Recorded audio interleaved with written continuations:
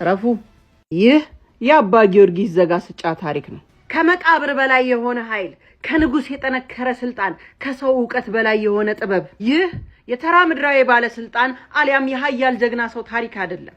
ደንቆሮ ተብሎ የተናቀ ወጣት በድንጋይ ወፍጮ ቤት ስለተደበቀ ስለ አንድ ምስኪን ሰው ነው። ጉዟችንን ወደ መካከለኛው ዘመን የኢትዮጵያ ከፍተኛ ትምህርት ተቋም ወደ ሐይቅ እስጢፋኖስ የኢትዮጵያ ኦክስፎርድ እና ሃርቫርድ አደረግን። የሊቃውንት መፍለቂያ ዕውቀት የሚቀዳባት የቤተ ክርስቲያን ብርሃን የሚፈነጥቅባት ታላቅ ዩኒቨርሲቲ በዚህ ቦታ ላይ ነበር። ሊቅ የመሆን ፍላጎት፣ መጽሐፍን ለመመርመር፣ ሚስጥራትን ለመተርጎም፣ ቅኔ ለመቀኘት የሚጓጓው ወጣቱ ጊዮርጊስ ፊደል ለመቁጠር ብቅ ያለው። የዚህ ወጣት ህልም ታዲያ ባጭር ነበር የተቀጨው። ፊደል ለመቁጠር ቢቀመጥ አንዳች ነገር ነው አልገባ ያለው። ባለበት መርገጥ ሆነ። 1 አመት፣ 2 አመት፣ 3 አመት፣ 4 አመት ሆነ። አሁንም አንዳች ነገር አይገባውም። ሁሉም ሲተኛ እሱ ግን ያለቅስ ነበር። ጊዮርጊስ ለምን ፈጠርከኝ? ለምን ደንቆሮ ሆንኩ? 5ኛ አመት፣ 6ኛ አመት፣ 7ኛ አመት ደረሰ። የ7 አመት ጨለማ። በ7 አመት አንድም ፊደል እንዳልተያዘው የተመለከቱት መምህር ነበሩ። ወደ ቤትህ ተመለስ፣ ከዚህ አልሆነህም፣ በሌላ ሙያ ተሰማራ ሲሉ ሊመልሱት የሞከሩት። ታዲያ የጊዮርጊስ አባት ህዝበ ጽዮን ወልጄ ለእግዚአብሔር ከሰጠው ቆይቻለሁ፣ ስጦታ ደግሞ አይመለስምና እግዚአብሔርን በደጁ ሆነ ተማጸነው፣ በሌላ ስራም እንጨት ሰብረህ ውሃ ቀድተህ ፈጭተህም ቢሆን በወፍጮ አገልግል ሲሉ ነበረ ልጃቸውን መልሰው ወደዚህ ቤተክርስቲያን የመለሱት የላኩት። እንደታዘዘውም ወጣቱ ጊዮርጊስ ገዳሙን በጉልበቱ ሊያገለግል ወደ ወፍጮ ቤት ገባ። ቀን ቀን ወፍጮን ይፈጫል፣ ሌሊት ግን ያለቅሳል። ዕውቀቴ የተሰወረብኝ በኃጢአቴ ነውና ይቅር በለኝ ይላል አምላኩን ብሎ ለፈጣሪው ይጠይቃል። እመቤቴንም ይማልዳል። ጓደኞቹ ሲማሩ እሱ ግን ይፈጫል። በቀን ወፍጮ በሌሊት እንባ፣ በቀን ላብ በሌሊት እንባ። 7ኛ አመት ሞላ። ወጣቱ ጊዮርጊስ በተኛበት ነበር አንዳች ኃይል የመጣው። ሐይቅ እስጢፋኖስ ቤተ መቅደሱ በብርሃን ተሞላ።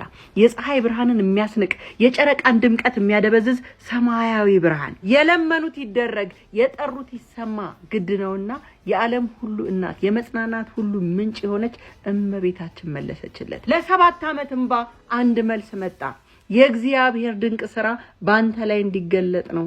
የብርሃን ጽዋ ከያዘው ከቅዱስ ኡራኤል ጋር ሰማያዊ የሆነውን የብርሃን ጽዋ ልቦናን ከጠጣ በኋላ ጊዮርጊስ ሌላ ሰው ነው። ነጋ። የእግዚአብሔር ጥበብ ወደ ጊዮርጊስ ገባ። ፊደላት ሕያው ሆኑ። መምህራን ደነገጡ። ሊቃውንት ያልደረሱበትን ጥበብ ከተማሪነት ወደ ሊቅነት በአንድ ቀን።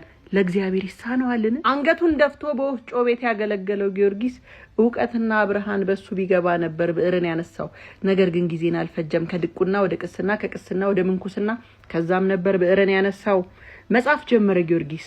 ድርሳናት፣ የጸሎት መጽሐፍት፣ ውዳሴ መስቀል፣ መጽሐፈ ብርሃን፣ መጽሐፈ ሰዓታት፣ የማልትና የሌሊት መጽሐፍተ ቅዳሴያት፣ የፍታቴ ጸሎት፣ የሐዋርያት ማህሌት፣ መልክዓ ቁርባን፣ እንዚራ ስብሐት፣ አርጋኖን፣ ውዳሴ፣ ፍካሬ ሃይማኖት፣ ውዳሴ ሐዋርያት፣ ሆህተ ብርሃን፣ መጽሐፈ ሚስጥር፣ ሕይወት አለማርያም፣ ተአምኑ ቅዱሳን፣ ጸሎተ ዘቤተ ውስተ ቤት፣ ውዳሴ ስብሐት፣ ሰላምታ፣ ጸሎተ ማዕድ፣ ቅዳሴ እግዚአካለ፣ መዝሙረ ድንግልና፣ ከዛም በላይ 12,000 በላይ መጽሐፍት ነበር የጻፈው። ለእግዚአብሔር ምን ይሳነዋል? እግዚአብሔር እንዴት ነው ብትሉ፣ እግዚአብሔር እንዲህ ነው። የመከራው ምሽት ሲያልቅ የክብር ማለዳ ይወጣል። ሰው ይወለዳል፣ ይኖራል፣ ይሞታል። መቃብሩ በጊዜ ሂደት ይጠፋል፣ ስሙ ይረሳል። አባ ጊዮርጊስ ዘጋስጫ ግን አልሞተም። በየቤተ ክርስቲያኑ፣ በየገዳማቱ፣ በየምእመናኑ ልብ ሕያው ሆኖ ይኖራል። በእጁ በሰራቸው ድንቅ ስራዎች፣ በወርቅ የማይተመኑ ስራዎች ኢትዮጵያዊ ቄድሎስ ተብሏል። መናፍቃንን በምክንያት በሃይማኖት ርቱዕነት ድባቅ የመታው በመጽሐፈ ሚስጥር ነው። የነገረ መለኮት ምሰሶ፣ ማንም ሊነቅለው የማይችል የሃይማኖት አምድ ነው።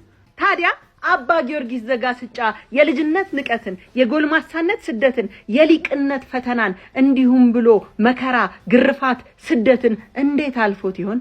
ይህ በክፍል 2 በዚህ ቪዲዮ ላይ ተረት ለምትሉ ከተረትም መማሪያ አባት ነው። ላመንን በረከት፣ ላላመነ ተረት። ነጠቆኝ የአባ ጊዮርጊስን ቁንቆኝ ቅዳሴ የራቆስን የያሬድ ዜማ ሞላ በልቤ የለም ወጀቡ ቀርባይ መርከቤ